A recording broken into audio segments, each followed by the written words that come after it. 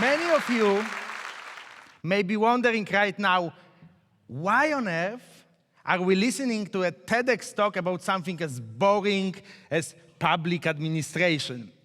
I mean, creative public administration sounds a little bit like avant-garde Skoda or glamorous Ryanair flight. It makes no sense, and maybe we don't even want it to make sense. Or do we? Is our public administration really like our good old family car? We want it to run efficiently, but we would be scared if it becomes too creative? I am hearing a lot of these preconceptions since my co-authored book on strategy in public administration, or Administrategy, came out. What is fascinating, however, is a response you get to a just slightly different question. I recently asked a group of managers to give me 5 innovative changes that must happen here in Hungary, Poland, Romania, Central, Eastern Europe, for our countries to become as prosperous as Germany or Austria. And here are the responses.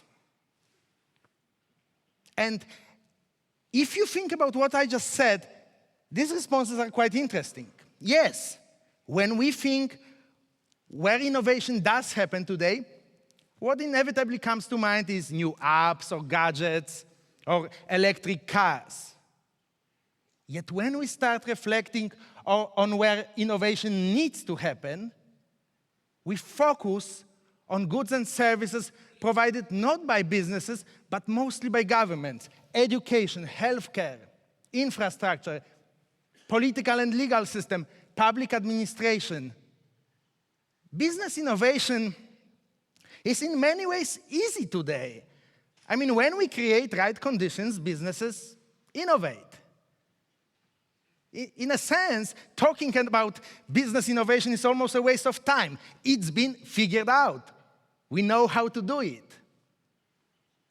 A monumental task facing countries like Hungary is to figure out a way for our government to start innovate. Because, thank you. Yes, because just take a look again at our to-do list of top things to catch up with Germany and Austria. Education, on an international test of 15-year-olds, PISA. Hungarian school kids underperform on every measure: science, reading, mathematics. Their willingness to learn science is among the lowest of all countries studied. Only one Central Eastern European country, Estonia, is among the global education leaders. Healthcare? On Euro Health Consumer Index, Hungary is 6th from the bottom among 35 countries studied. No Central Eastern European countries in top 10, though Czech Republic comes close, it's 12. On the World Bank Doing Business rank, measuring bureaucratic burdens on entrepreneurs, Hungary is 41st. Again, just one country from this region, in this case Macedonia, is in the top 10. 80 Kearney Global Cities Index, Budapest, breathtaking architecture, amazing location, still ranks only 54th. And just one city in this region, Moscow, is in the top 25. And finally, in the Transparency International Corruption Perception Index, Hungary is 57th. No Central Eastern European country is among the top 20 cleanest political systems in the world. Okay, but maybe you would say, let's look at each of those areas and simply copy the solutions from the countries that are higher up. Yes, actually, smart learning from each other is a big chunk of what innovation is about. Even in private sector, you have very few products that are kind of completely out of the blue ideas. Mostly it is about standing on the shoulders of giants. But make no mistake, we will not simply copy our way to world-class, fantastic public policies and services. For one, we are just too poor for it. The Hungarian state can spend only 4,328 euro a year for all goods and services provided to its average citizen. And that's everything. Making sure criminals don't roam your street. You have the army to protect your borders. Your kids have a school. You have a hospital. Your parents have a pension. Your water, air, food is safe. Everything must fit 4,328 euro a year. Actually, if you think about how much a business would charge you for an annual subscription of all those services, Hungarian state is actually quite efficient. Germany, however, can spend 15,123 euro a year for its public goods and services. This is 3.5 times more. I mean, for the Hungarian state to compete in its public services with its Western neighbors, it's almost like for Skoda to compete with Porsche. Indeed, if you realize the sheer size of this difference, Hungarian, Polish, Romanian, Central European countries should really be operated like garage startups, laser focused on key areas of value creation and kind of putting all hands on deck to compete with the Porsche guys. Because great startup can get talent at a fraction of its cost, since in lieu of salary, it offers talented people something else. An opportunity to make a meaningful change in the world, to disrupt an industry, address long underserved social need, or develop a product that people have dreamt about for decades. An entrepreneur, in many ways, is a person who connects talent with impact.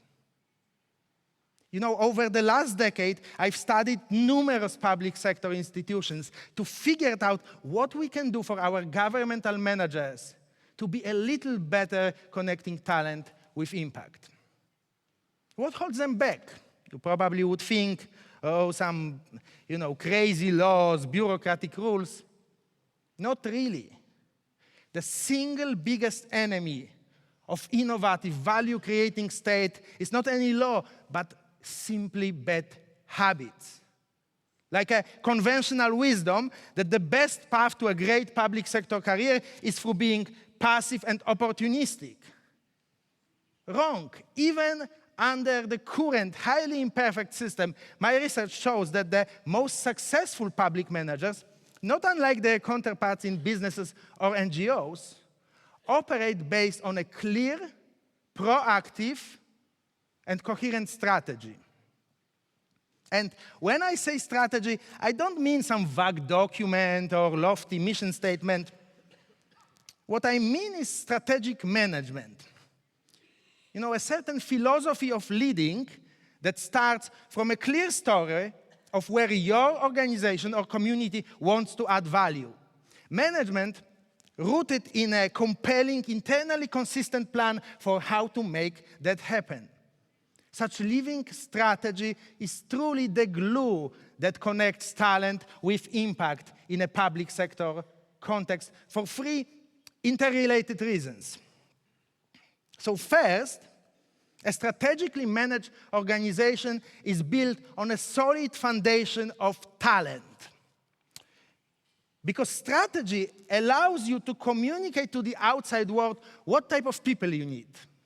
The neonatal intensive care unit in Budapest Mhek Hospital is known for its amazing health outcomes rooted in a philosophy of not over-medicating preterm babies.